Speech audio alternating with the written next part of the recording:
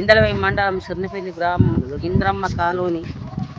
మరి మాకు లేని వాళ్ళకని మాకు అప్పుడు ఇంద్రమ్మ పిల్లెట్లు అని ఇచ్చిండ్రు. ఇంద్రమ్మ పిల్లెట్లు అని ఇస్తే కొంతమంది కట్టుకున్నాము, కొంతమంది కట్టుకోలేదు.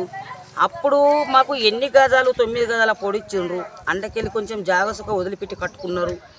అప్పుడు టీఆర్ఎస్ గవర్నమెంట్ ఉండంగా అప్పటి నుంచి 3 ఏళ్ళ నుంచి మాకు బిలేస్తుండు. ఇల్లు టెక్సు 6,000 చిల్లర బిల్ వచ్చింది ఒక్కొక్కరికి ఇంటి టెక్స్.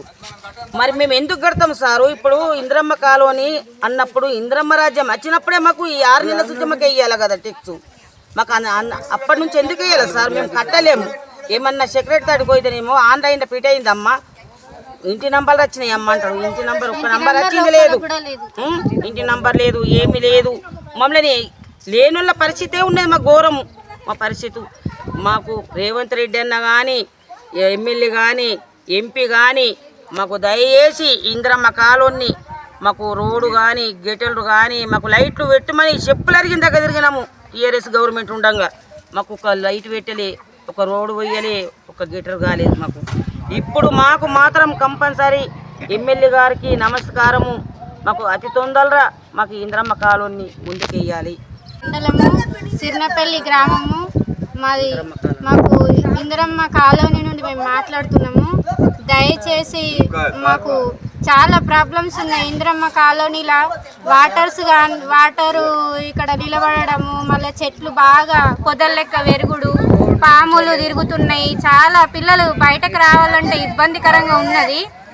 దయచేసి ఈ యొక్క ప్రాంతాన్ని జర బాగా చెయ్యాలని ఇక్కడ ఎమ్మెల్యే కానీ, ఎంపీటీసీ కానీ, కలెక్టర్స్ కానీ, సర్పంచ్ కానీ, ఎంపీ కానీ వీళ్ళందరూ కూడా మాపై స్పందన తీసుకోవాలని, మరి యొక్క వాటరు మిషన్ భగీరథ నుండి వాటర్ వచ్చేది కూడా పైపు పగిలిపోయి మరి ఆ నల్ల ఇడిచినప్పుడు మాత్రమే మాకు మంచినీరు వస్తుంది. తర్వాత ఆ నీళ్ళు అనేటివి వాళ్ళు బంద్ చేసినప్పుడు ఒక మురికి నీళ్లు మాకు మళ్ళా పైపులోకి రావడం జరుగుతున్నది. ఆ నీళ్లు తాగి వాంతులు, విరోచనాలు, పిల్లలకు చాలా రకాల ఇబ్బందులు పడుతున్నామండి ఇళ్ళల్లో.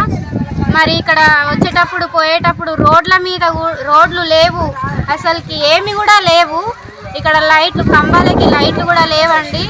చీకటిలా నడుస్తున్నారు, దొంగలు పడుతున్నారు. ఒక సీసీ కెమెరా లేదు, ఏం లేదు. మొన్న ఇక్కడ ఎల్లమ్మ గుడిలో కూడా దొంగలు పడ్డారు ఆల్రెడీ, అది కూడా మీకు కంప్లైంట్ వచ్చింది. దయచేసి ఈ సిర్నపల్లిలో ఇంద్రమ్మ కాలనీ గురించి పట్టించుకొని ఈ యొక్క కలెక్టర్ కానీ, మంత్రి కానీ, సీఎం కానీ ఎవరైనా సరే మాకు న్యాయం చెయ్యాలి. మరి ఇంటి ట్యాక్సులు మాకు కేసీఆర్ ఉన్నప్పుడు కానీ ఇంటి ట్యాక్సులు మాకు ఏనాడు కూడా వేయలేదు. ఇప్పుడు మాత్రము ఈ ఇంటి ట్యాక్సులు 6,000 చిల్లర దాకా మాకు ఇంటి ట్యాక్సులు వేస్తున్నారు. ఇంటికి ఇల్లు మొత్తం పూర్తి కాకుండా కానీ ఇంటి ట్యాక్సులు వేసి మరీ మమ్మల్ని బాధ పెడుతున్నారు. ఉన్నవాళ్ళు ఉంటారు, పేదవాళ్ళు ఉంటారు. కొంచెం దయచేసి వాళ్ళ మీద కూడా దయాకరుణ చూపెట్టాలని మా యొక్క విజ్ఞప్తి.